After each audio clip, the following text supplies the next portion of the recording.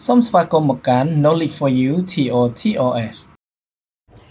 តើទីក្រុងមួយណាដែលមានអត្រាប្រជាជនច្រើនជាងគេ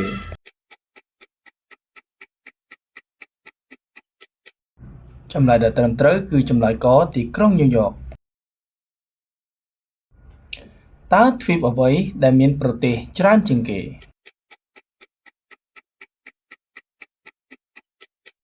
ចម្លើយដែលត្រឹមត្រូវគឺចម្លើយកទ្វីបអាហ្វ្រិកតើភ្នែកមនុស្សអាចមើលបានឆ្ងាយប៉ុណ្ណា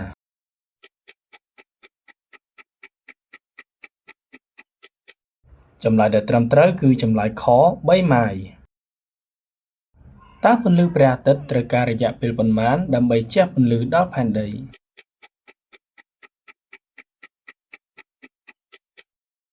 ចម្លើយដែលត្រឹមត្រូវគឺចម្លើយក8នាទី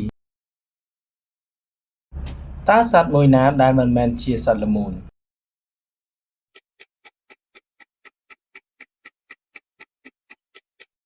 ចម្លើយដែលត្រឹមត្រូវគឺចម្លើយកសត្វកង្កែបតើ K-pop មានដើមកំណើតនៅប្រទេសណា